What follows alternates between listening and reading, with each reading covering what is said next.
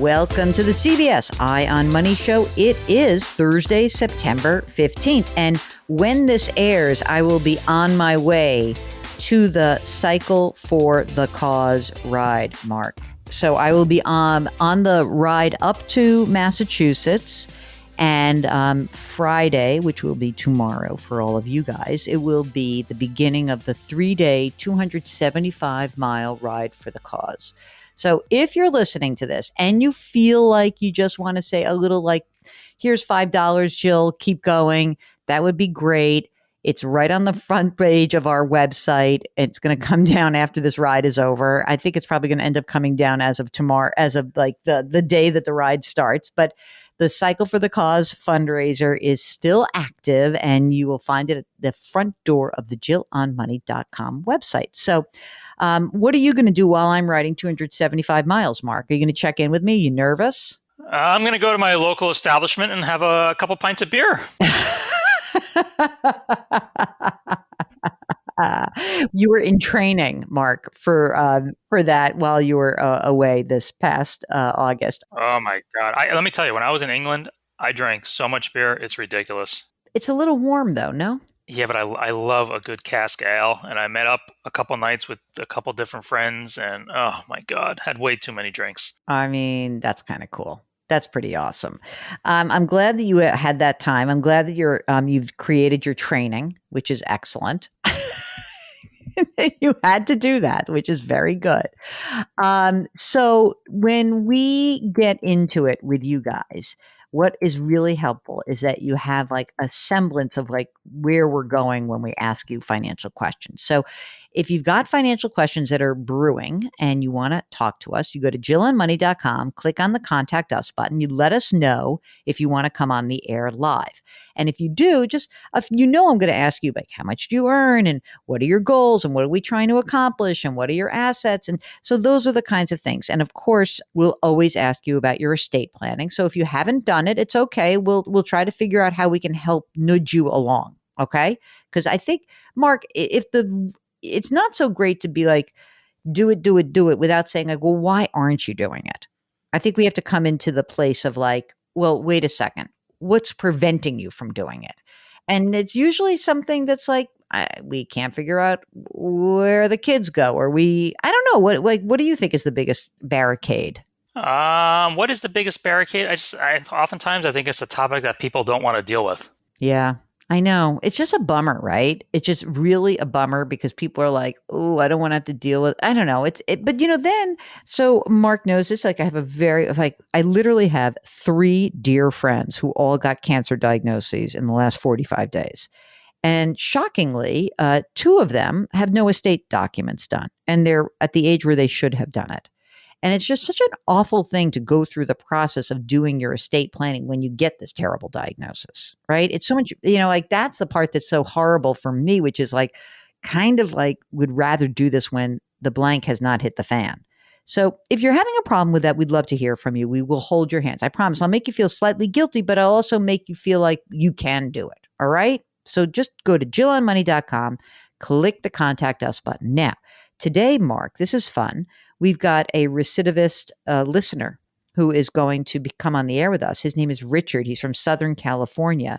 Richard, when did you originally come on our sister broadcast on the Jill on Money show? When was that? I believe it would have been November or December of 2020. That seems like a million years ago now, doesn't it? It was like the height of the horrible times when we didn't know what the hell was going on. We had how long it was going to last. What brought you to the airwaves then, and what can we do for you today? So at that time, I had started making good money, and I just wanted to make sure that I was on track for some kind of success. So I came on the show and asked for some advice, and here we are again today. Hopefully I'm a little bit further along in the progress that I've been trying to make. Once again, I'm asking you for your help, so we'll see what we can do. Okay, we're on a 2-year plan. I like it. So first of all, Richard, how old are you? I am 31. Okay, and are you single, partnered, married? I do have a partner, but we do not live together. That's why they're still partners, Mark. She has her space and I have my space, so it definitely helps. It's either 2 bathrooms or we don't live together. That's kind of the magic solution there. Okay. How much money do you earn, Richard? So I'm in a sales job, so there is a variable component to it. But Hmm. if I hit quota, it's roughly about $180,000, $190,000. Currently, year Wow. to date, I've made 130. So I'm tracking well to make quota this year, if not exceed it. So my estimates will be closer to 200,000. Wow, that's great. So, do you have on that income? Do you have contributions that you're making into a retirement plan through work or on your own? What are you? I don't know. Are you employed or self-employed in this job? Yeah, I'm employed. It is a sales job, so I try to stock away as much as I can when available. But so far this year, I've already maxed out the 401k option, Hmm. and I've got the HSA going as well. So I've successfully been able to do this with a little bit of luck since 2014, where I've been able to max out my 401k.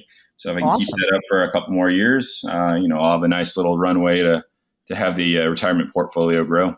Nice. I love this. How much money is in the retirement in the 401k plan? So I've had to roll some stuff over because the change of jobs and different employers. But currently at Vanguard, I have about $360,000, and then at the current employer's 401k with the employee stock purchase plan, there's roughly $27,000, Hmm. and then I've got money in a couple different accounts How as much well. is in the wait, before we do that, the HSA, how much is in there? HSA, I have roughly $13,000. Okay. And then you have other investment accounts? That is correct. So I've got Betterment. I've got some Robinhood money. I know that you're gonna probably shake your finger, wag your finger at me on that one, but Oh, dear. that's kind of my safety net, so I don't blow up everything else. That's Uh, funny that you would think Robinhood is your safety net. How much money is in there? oh man, I know you're gonna ask this. I've got about $105,000 in there. And it's stocks? It is stocks, but it's long term hold stuff. So I don't think I sell anything more than once or twice a year, and that's usually to tax rebalance. But Okay. the intention is truly buy and hold. How If much money's in the Betterment account? I'll get to the stupid Robinhood account in a Okay. second. How much is in Betterment? Betterment, I've got about $66,000, and $6,000 of that is one of the HSA accounts. Let me just talk about the Robinhood. Are you underwater on these stocks or are you still in the money on these stocks? I'm in the money on most of the stocks actually, and not because I've decided to get lucky and then have some blind luck here and there. Most of the stuff has been growing since 2014 when I started putting some money in. So there's Mhm. accounts or stocks like Apple. I've got some S&P. I've got some QQQ. Mhm. So it really is a little bit more educational for me, Okay. but it's not just day trading on penny stocks or trying to find the next hot topic to shoot to the moon, I guess. What about money in the bank? Money in the bank, roughly about $100,000, because I've been trying to put some money aside for an investment property, and that's I guess that's the predominant reason that I'm here. Okay, wait a second. So 100 grand is in the bank, 66 at Betterment, although some of that is your HSA. So let's just say 160 is the amount that is in non-retirement assets. Then there's the 100 in the bank, and then there's this 360, like 390-ish in retirement stuff and the employee stock purchase, right? So you right now, do you rent or do you own? I currently rent, but it's for family matters, so the rent is actually zero, and I'm here taking care of a family member. You're such a good boy. Do you methodically put money into the Robinhood or Betterment account once your 401k and HSA are maxed out? Or is it just like when I get a slug of money commission, boom, I put the money in? Similar to dollar cost averaging, every time I get paid, money goes to a couple different accounts. How much money would you guess you're putting into those accounts on an annual basis or a monthly basis? Monthly basis, I could tell you right off the bat, it's probably $1,200 into Robinhood. The 401k was matched out in July. The HSA, I'm doing it, by paycheck, so that'll come through at the end of the year. Betterment, are you putting money into actively or It's not? about $400 a month or $100 a week. Okay, so you're putting $1,600 a month away into these accounts, which is pretty damn good. And so, in order to get additional real estate exposure, I also have a Fundrise account, which is roughly $36,000. So, I mean, in total, I have about 710, 715, depending on how the market is, net worth. That's great. And you're so young. What do you think about the future and how long the $0 rent is going to last? I mean, realistically, maybe 2 years. And then at that point, do you think you'd want to buy, or would you buy this place where you live right now? Like, what do you think could happen? Give me like the scenarios that of for at least for living. Yeah, so my girlfriend and I are very serious about our relationship. We see ourselves moving together in the future, probably the next 3 years. That being said, there is an option where there's another house within the family that we could move into, and the rent would be either free or very cheap. So we're definitely trying to save as much money, invest as much money as we can for our future. That way, one day we have the option of no longer working or choosing a lesser paying job that is more fun because of what we've done, over the years prior. I don't exactly understand why I have to buy the investment property. I get why you want real estate, which is fine. Like the Fundrise is a little bit of a taste of that. But I don't know, like it's tough to find a good investment property in this environment. It's almost like we're in the wrong part of the cycle for you to, and maybe you're not thinking about that for right now. Maybe you're thinking about that like as a way to, when the market turns, when things ease up. I mean, what do you think about the timing of when you would want to look at, or are you already looking at investment property? No, I'm already looking at investment properties, but it's not on my own. It's not just, me looking at stuff on the MLS or whatnot. There's a turnkey property manager in Florida that I've been looking at, or at least talking to, and everything's fully integrated with them. They manage everything. They find the tenants for it. But I'm looking at predominantly price appreciation on the house. Cash flow won't be for a couple of years. It might be making $70 a month, which isn't anything to write home about. But as rents increase and property prices increase, I'm looking forward to that. And then with rates being where they are, that doesn't bother me too much because I can always refinance it down in the future.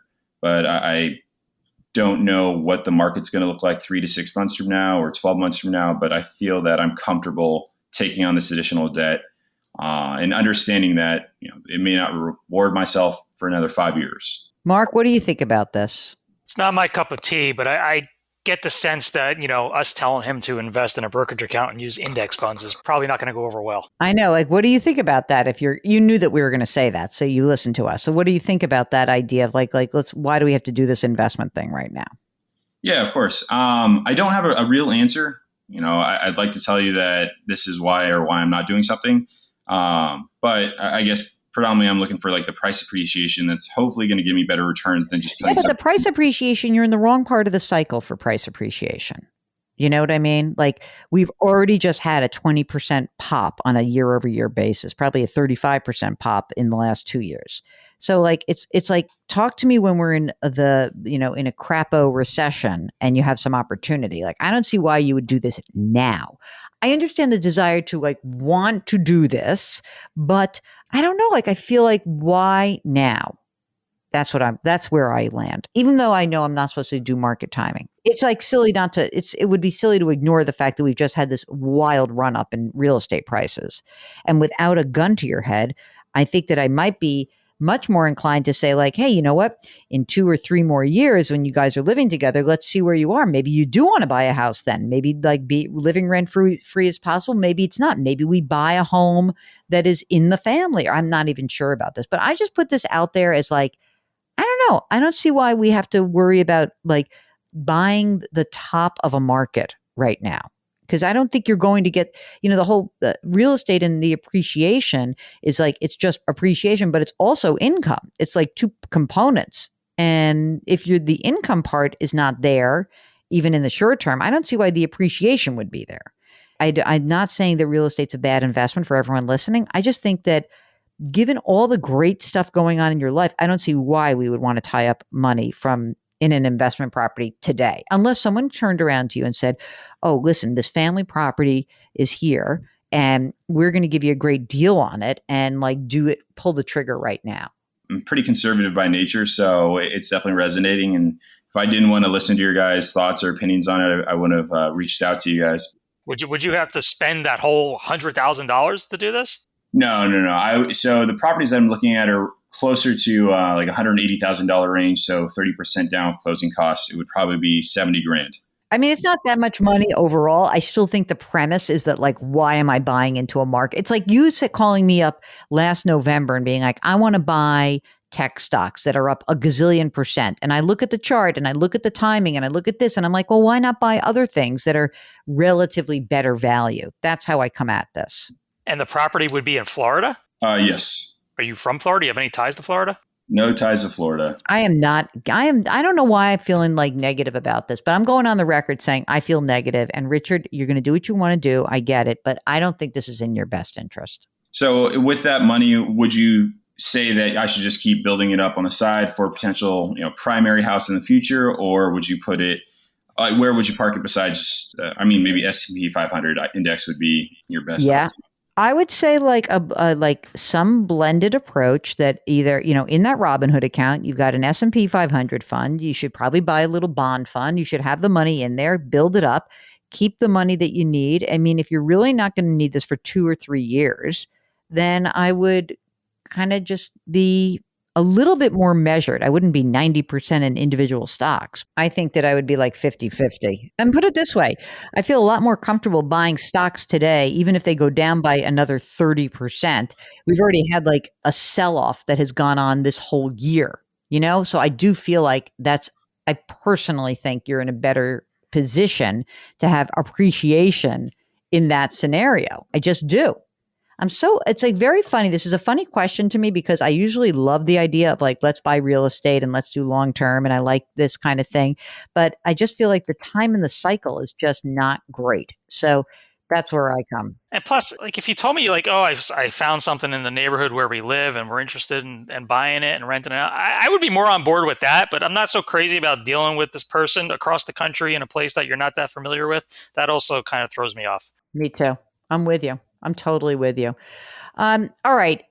Any other questions, Richard, before you go plunk down this money in Florida? No, after you guys have talked to me about it and you guilt tripped me a little bit, I probably won't do this deal. I'm hearing what you're saying and it makes sense. And I've got my own personal thoughts on it and I needed someone to reassure me. And that's what you guys are doing. Yay. Good luck. Keep us posted. Thank you for getting back in touch with us. I'm sorry we didn't give you the exact answer you wanted, but we're very happy you joined us.